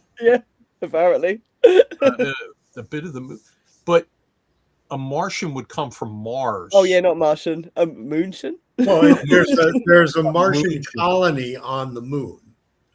Yeah, You know, that's so. I'm much actually part of a very ancient race, and therefore you should curtsy to me. A very ancient race of Moonshins. Yep. Okay. Well, we'll see how that works out like, there. oh, Paige. moonshiners. China's. Moonshiners. Yeah. I- Well, actually, that was Ryan Morgan. He from West Virginia. He's already checked out for the evening.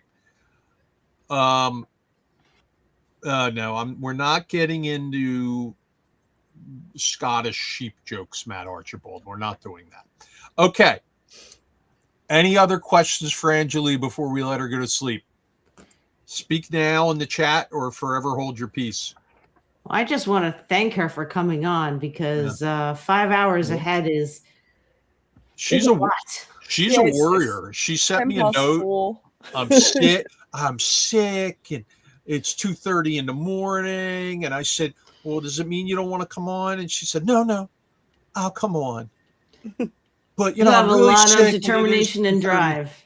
Yes, That's awesome. I agree. My wife says you are a Moonie. Mooney. That's Do you me, know what yeah. a Moonie is? No. They're these. I think they're Koreans. I want to say they're You mean Koreans. like a moomin? They don't have to be Korean. It's but I think basically it's based on Korean stuff, right? Because that's why they're Moon, because the Reverend Moon, right? Not Keith Moon, like Moon from Korea, and they sell flowers on street corners and some odd things. So That sounds about right for me. Yep, I am an All odd right. thing.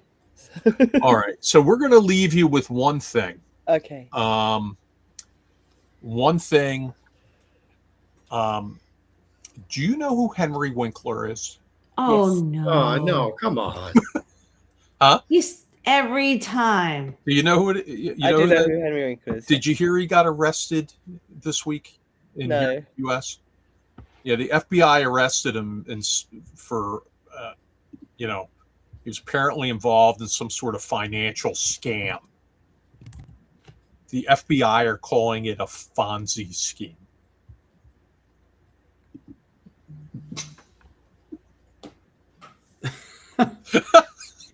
Yes, exactly. You've killed me. Yes. That Yes. that joke is so old. You need to put it to pasture, Ron. No way. Yeah. It's like fine wine. It just keeps aging and getting better. All right, Anjuli, thank you for joining us tonight. Thank you Thanks for for having being me. where you are. We'll try to get you on one more time before the convention, maybe in an hour. That's reasonable. Yeah, I can show the model that I'm painting then, and then Yeah. That would be. I'd love to wonderful. talk Let's do with it. you too because I love theater of the mind. That's all I do. sweet. Yeah, let us. Yeah, hit me up on socials. People want to Okay. find me as well. I'm Geek Girl Bookworm everywhere. All right. Yeah, you can find me there. All right. Well, And thank yeah, you. we should talk. Yay. Thank you very much for coming on tonight, and we will get you on before the show. But we're excited. I think you're going to be an important part of the show this year, and certainly bring a lot of value and perspective to Paige. And I for one appreciate that. So excited. Thank you for asking me to be a special guest, and I'm really looking forward to it. I've got lots of things going on with it, so I'm going to be busy for the whole weekend. But as I normally am, I never relax at a con. I'm always doing things. But yeah, Yeah. I'm. Well, that's good, because we're total slave drivers over our special guest. It's incredible. I mean, Yep. if you haven't met Jen Glazer before, she's pretty mean. Like, she'll stay on you. But, all right, we're gonna let you go. Have a good night. Thank you so much for coming on and toughing it out. Thank you. Good night. Good night. Good night. Right. Night. Okay, she's a delight, isn't she? Oh She's yeah. awesome. Yeah, no, I can't wait to- absolutely Yeah. I awesome. can't wait to see her seminars. Yeah, no, they're going to be outstanding. And it was funny. She and I were friends on Facebook, and I just one day I said, let me, there's just a lot of positivity coming through on her posts, and would see her at Gen Con and San Diego Comic Con and things like that. Mhm. And I said, well, let me look her up. I'm like, I think she'd make a good special guest. And we rolled that out. So that'll be good. But today was a big day for Paige, was it not there, Philberto? That's right. Today was the first official day that some of our badge holders had the opportunity to choose their game, the games, events, or whatever they were interested in. And that's pretty exciting. So and I was seeing people posting on the Discord about it, or and Neil, I think, had mentioned it earlier in the broadcast this evening that he had gotten to get into a few games, and I believe he had mentioned he's getting into your game, Jen. He had typed that out, nice. so it looks like he's going to be one of your players. Yeah. So the event registration season is basically now started officially, and so anyone out there, either on the stream right now, or you're going to catch the stream later, and you're still kind of on the fence about even coming to Page, well, you're gonna miss out pretty quickly, because now the events are going to start getting scooped up. And so it's time to grab a badge. Those of you that already have a badge, you want to make sure that you know what date and time your badge corresponds to, so that you, of course, can do the same thing. There are still a very small handful of gold badges available. So if you want to select your events next Friday and have a shot to get into some great games before they all get scooped up, grab a gold badge. And if you have another badge type and want to upgrade to a gold badge, we can do that administratively for you, and it will, have the system charge you the difference. But, in addition to all the gold badge events that you would have access to and been able to choose your events before other people, gold badge holders actually gain access to the Wednesday night Conan the Barbarian movie screenings. So, which is going to be a lot of fun this year. Another thing I want to talk about is, we haven't done a lot of live plays at Page in the past. However, if you look this year, there are several live plays on the schedule, including two, not one, but two Conan the Barbarian live play events with some pretty big names in them. Jim Zub is running one of those events. Matt John is running the other. But you've got Elisa Teague in one of them. You've got Tony Winslow Grill in one of them.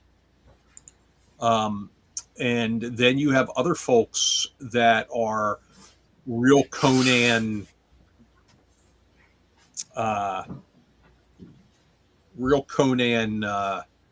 specific folks, like Jeff Shanks and Matt Curley from the Conan the Barbarian,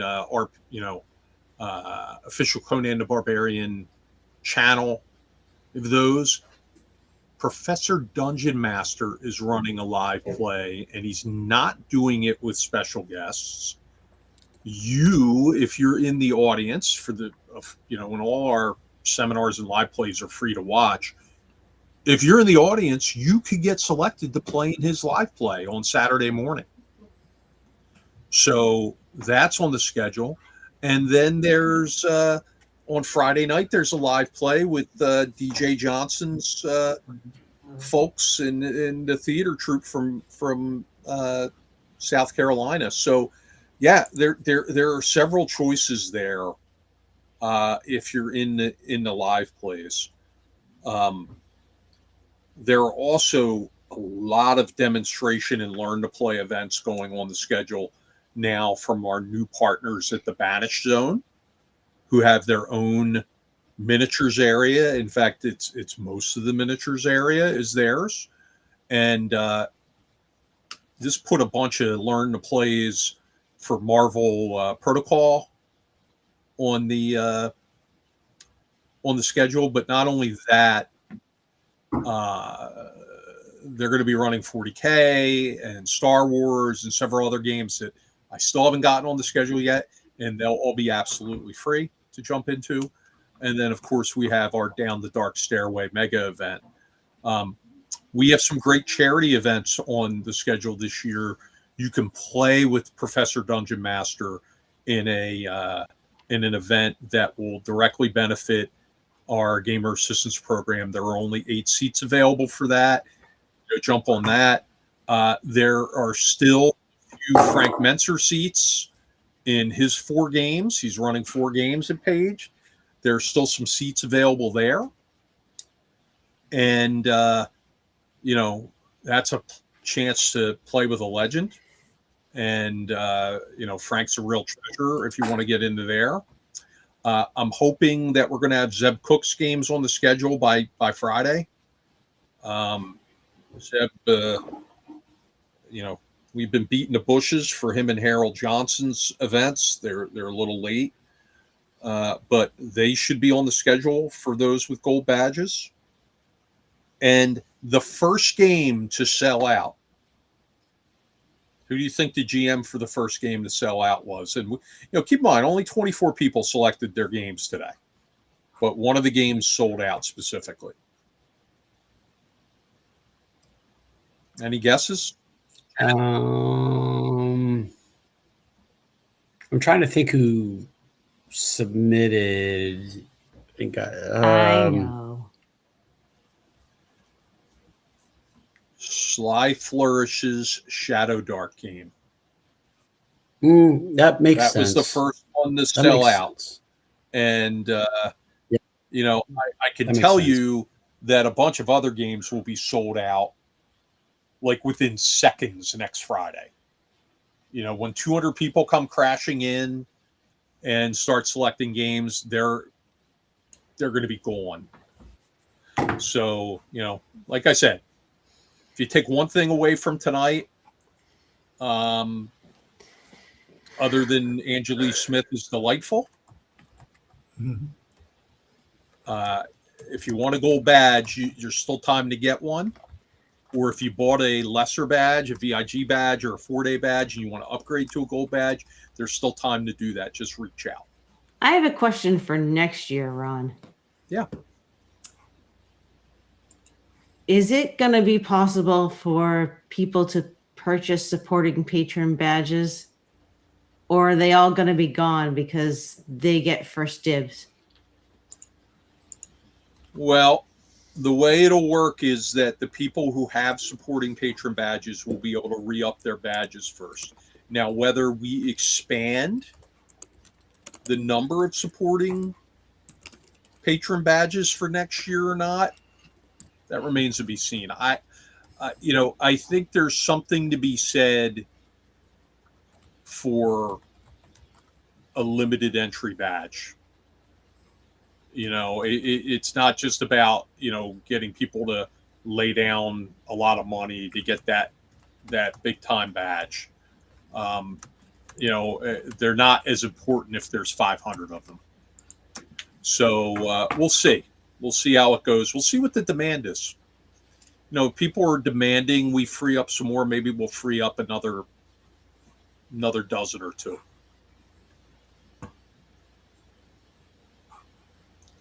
All right. What else, Phil? Let's see here. We're really gonna get into the weeds here with organizing in the next couple of months as the fall starts to come our way here. I just, like I said at the beginning, I was just at Gen Con last week, and I got a chance to talk with a lot of our existing special guests. I got a chance to touch base with some of our attendees, and I also got a chance to make some new connections with people. And this is just for general knowledge, the folks out there watching this, who I was introduced to for the first time, who were smaller content creators and smaller publishers. And like I told Ron, like 9 times out of 10, people knew who we were, had heard of Paige, and had really great things to have to say because they had heard things, they had heard real good things, and they were extremely excited to heavily consider attending and seeing what all the hubbub is about. So it was a really good feeling to know that, you know, Paige, as it grows, for those of us that, you know, kind of like live, eat, and breathe it, to the information that's out there in the wild about the show, and going to something like Gen Con and meeting people from literally all around the world, and them having not only heard of the show, but had heard positive things about the show, was a testament to all the hard work that we put into this thing. So that was pretty exciting stuff. I mean, at least I felt.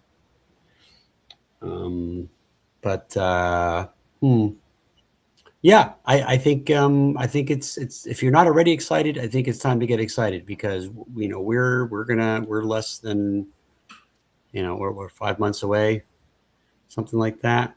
Clock's ticking. So I'm excited. You know, Me too. I got to get some work done. yeah. All right, and just breaking news: Zeb Cook's games will be on the schedule within the hour. Oh, good.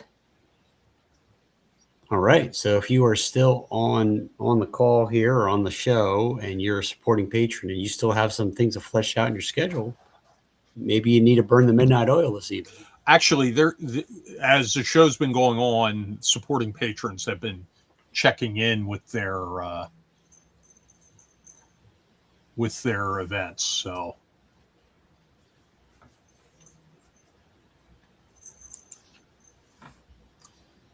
So yeah. Okay. What else, folks? Any other questions?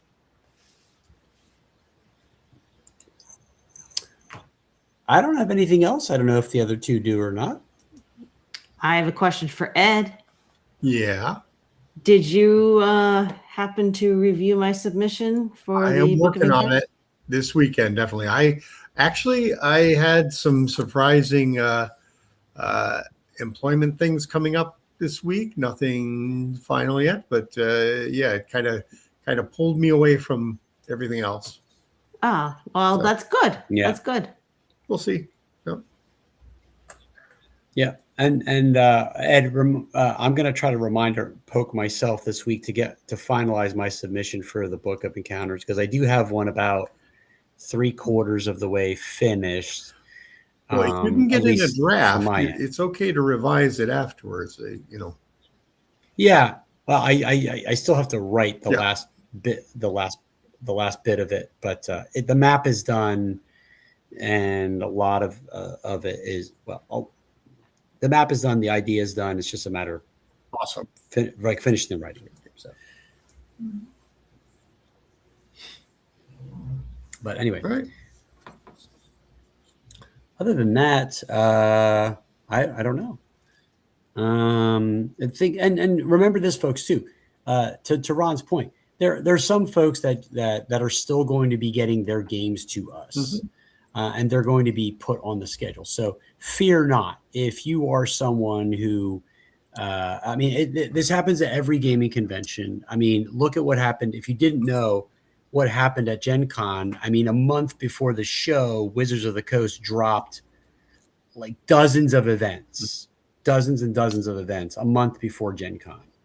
And so that was a fantastic opportunity to get into some absolutely bangers of events after all of the Dungeon Crawler Carl events had been sold out immediately, seconds after tickets went live and so forth. So, you fret not, because we will be trickling out things as they come in from folks that are these are just world-class events that you're going to want to be paying attention to the event schedule pretty regularly as you're fleshing out your schedule, because there are going to be some absolute hidden gems buried in there that are going to fly under the radar, and there are going to be some very memorable events. So keep your eyeballs peeled to the screen and to the event schedule, because we're going to keep getting the important stuff in there as it comes in. One question is, when is the current deadline to get games in? Do we have one yet? For just the general one? Yeah, to submit events. It's currently October 1st. However, that could close sooner depending on the number of events we have in, because we're over 700 events in the system now. Right. And, there's only so many that the convention can effectively hold. You know what I mean? We don't want we don't want empty tables, Yeah. Schedule too many events. Right. By the way, if you are nervous about submitting an event, you're like, oh, gee, would anybody like it? Check out our Discord channel. Check out our Facebook page. You can go in there and say, hey, I want to run 3rd edition D&D. Is anybody going to be interested? You can do that. Similarly, you can go in and say, gee, I wish somebody would run, Champions or something. Is anybody going to do that? That is less likely to get answers, quite frankly, but you can test out the waters. But I would say also, as somebody who has traveled and run events at so many different conventions, Page is a very friendly convention to run at. People are there, they want to have fun. The space is spacious. Phil, when he sets up the tables, he makes sure that you're going to have enough space to run your game. It's going to be it's a convention center. It will be a little bit loud, but we don't have super noisy areas because the convention ceiling is so high. So it's if you've never run a game at a convention, this is a really good one to start out at.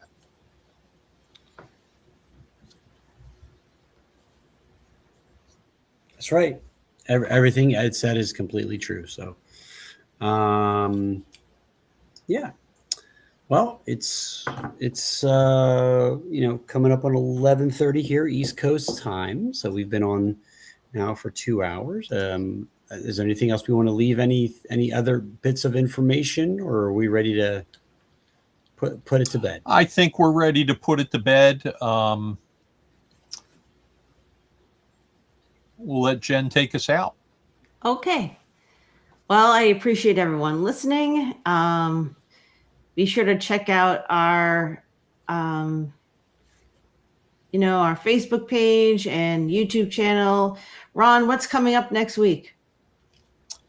Next week we have Jeffrey Shanks. I know that, who is a very famous Robert E. Howard expert and historian.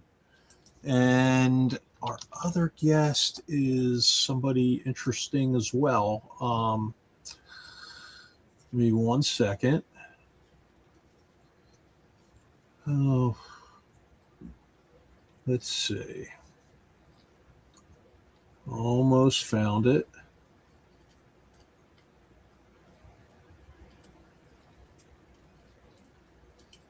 Oh, it's Stan. Yeah. We have cartoonist and illustrator Stan and Jeffrey Shanks on next week. Well, and also, Ron, you're going to be on Stan's show this Wednesday, right? Because last Wednesday we had some technical issues. Yes. No, I'll be on there this week. Stan had a power outage. Yeah. So I wasn't able to get on there. That's a fun show, folks. It's improv cartoony, right? Where you and Stan talk and he draws pictures. Yeah. I mean, he's going to draw pictures pointing to our Kickstarter. Speaking of the Kickstarter.